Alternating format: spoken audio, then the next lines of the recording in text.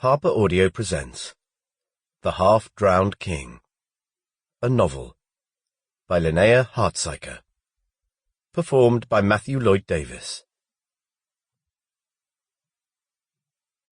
1. Ragnvald danced on the oars, leaping from one to the next as the crew rowed.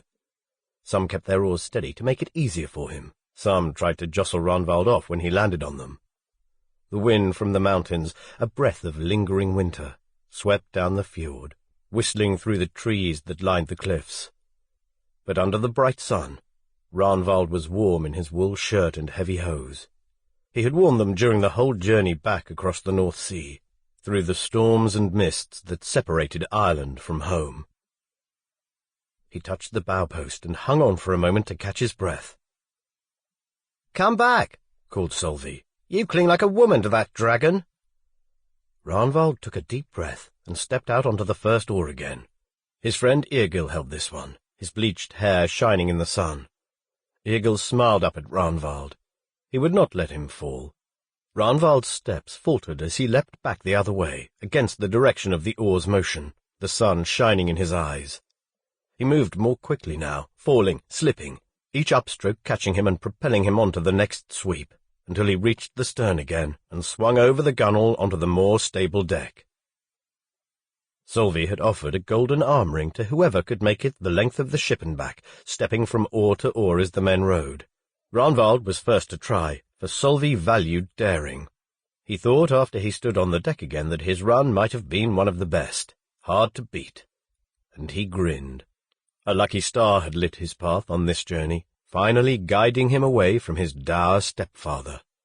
He had not succumbed to disease in Ireland when so many others had died, and now he had earned a place on Sölvi's ship for another summer's raiding.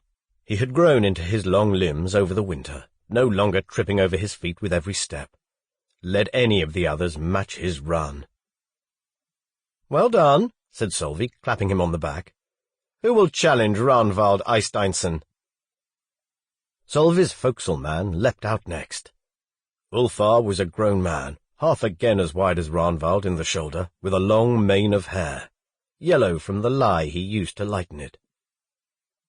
"This is a game for young men, Ulfar," Sölvi called out. "You wear too much jewelry. The goddess Ran will want you for her own." Ulfar only took a few steps on the oars before his shoes slipped and he fell into the water with a splash. He emerged, breathing heavily from the cold, clinging onto one of the oars.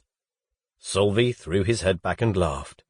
"Pull me up, damn it," Ulfar said.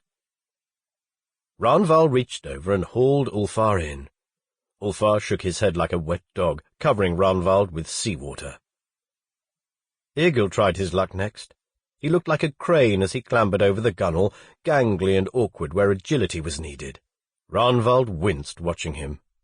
Still, Egil almost reached the bow before losing his footing. He clung on and only wet his boots before Ragnvald helped him back in. Ragnvald settled on a pile of furs to watch his other competitors as they tripped and splashed. The high walls of the fjord slipped by beside them. Snow from Norway's great spine of mountains turned into the water that cascaded down the cliff faces in waterfalls where the spray caught the sunlight in a scattering of rainbows. Seals, plump and glossy, sunned themselves on rocks at a cliff's base. They watched the ships go by curiously, without fear. Longships hunted men, not fur. Sölvi stood at the stern of the ship. He applauded good attempts and laughed at the poor ones. He only seemed to be giving the race half his attention, though. His eyes moved constantly, flicking over cliff and waterfall.